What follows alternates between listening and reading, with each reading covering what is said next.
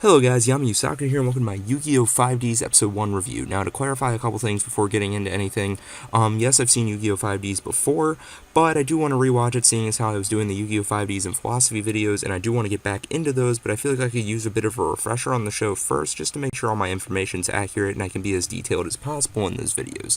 Now with all that being understood, if you want to watch these reviews as you watch the show and you're watching it for the first time, I won't be doing any spoilers with it, so nothing to worry about in that field. Now also in terms of how I'll be formatting the reviews, I'll be chunking, like, if a duel's a multi-episode duel, which that's a feature through all of Yu-Gi-Oh! That they have multi-episode duels at large moments in the plots, I might chunk those all together into one review, versus if it's, you know, kind of like the episode 1 where it introduces some things, and then there's a duel that just lasts for one episode, then I will do it in one review, and those types of things. Or if there's, like, a couple episodes that string together really well, I might clump them. I don't know exactly how I'm going to do it yet, but that's a loose idea of what I have in mind at the moment. I'm not going to be doing every single individual episode having its own video dedicated to it, because it is an older series, and I do feel it flows a little bit better for me to do it, like, based on the duels and those types of things. So moving right along, let's go ahead and jump into my thoughts on episode 1 of Yugioh 5D's. So I gotta say, I really like the way they start off this episode by constantly switching back and forth between focus on the character Jack Atlas and the character Yusei Fudo, who's our main protagonist,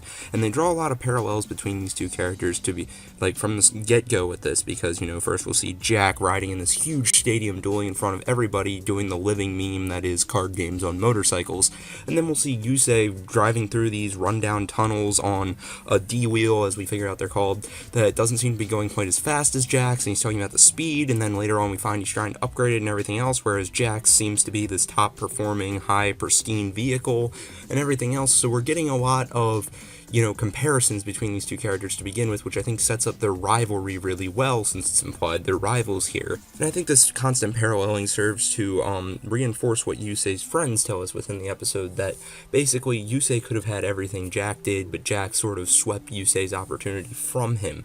And I think it also speaks miles for Yusei, the fact that he doesn't seem to be holding this extreme grudge. He says, "I'm coming for you, Jack," but it's not in an angry, vengeful manner so much as, "I'm going to take back what's mine," and then coming back, because when he's talking to his friends, he says, "No, I'm not leaving, I'm going." Leaving would imply that he'd be gone a long time. Going means, you know, say, for example, I'm going to Disney World for vacation, and then coming back. So he's going there to get what's his from Jack, and then he's coming back. He's not trying to, you know, avenge himself and take everything that Jack has from him the way it seems Jack did to Yusei. And before moving on, let's just talk about the little glimpse of Jack's personality we get so far, and it's definitely a sense of arrogance. Like, he's talking about how he had to drag the duel out to keep the audience entertained, because if he would have went in there full force, he would have wiped out the opponent one turn, and then it would have prevented them from getting the show they were looking for, and everything else. So he just comes across as, I would say, like Kaiba from Duel Monsters, only maybe even a little bit worse, because I don't think Kaiba would have prolonged the duel like that. So Jack's got a very strong sense of arrogance. I will give him credit for this, though. I do think Red Dragon Archfiend, the dragon that we see in this episode that he summons, is a really cool looking card. I think it's a fun card to play in the card game as well, even if it's not, you know, super meta anymore by any means. Still, I give him credit for that. But aside from that, he's kind of an easy to hate jerk, although you can't help but be curious about him because of this whole, you know, hinting at stuff that happened between him and Yusei a long time ago, and it just leaves you very curious, or at least it does for me, both the first time I watched it and watching it again now.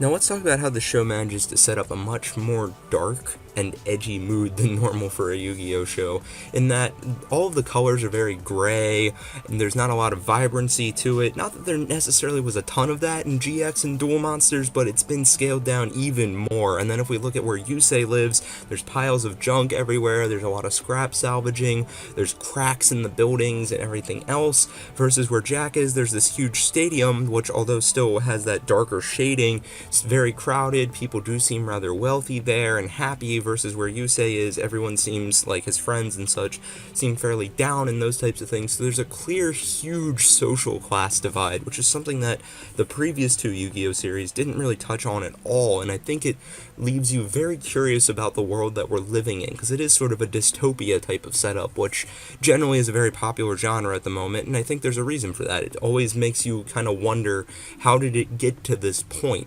And then this show does a good job of playing off of that. I know personally I'm very very curious by that when I see this episode. How did it get to the point where you've got these huge extremities that are extremely looked down upon? I mean, Ushio, the one cop, calls Yusei satellite scum, so you can assume that this outskirts area is called Satellite, and it's being policed by the officers like Ushio and those types of things. And then the satellite scum are kind of these people who have ended up down there, and it makes you wonder, is that the majority? Are the majority the ones who are, struggling to get by the way Yusei is, and who are scraping things together? Like, Ushio even mentions, you shouldn't have a deck, you're from Satellite, and he's like, well, I salvaged some cards, so he threw them together from cards he found. He wasn't even able to get trading cards to play a card game here, although I know it's a lot more of a card game in the show, but nonetheless.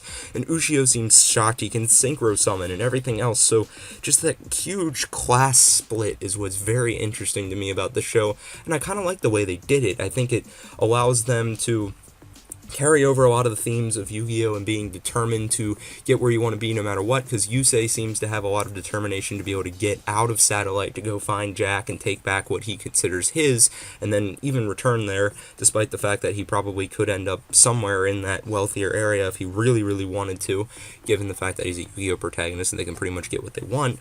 But nonetheless, I think it's a good way to set up the themes of the show, and I think it's very intriguing and plays off the dark mentality they're going for with everything. Now, while we're on the topic of the security officers, Ushio is the same name as the bully from the original Duel Monsters series that, picked on Joey and Tristan, and then Yugi stood in to defend them, and that's how they became friends and everything.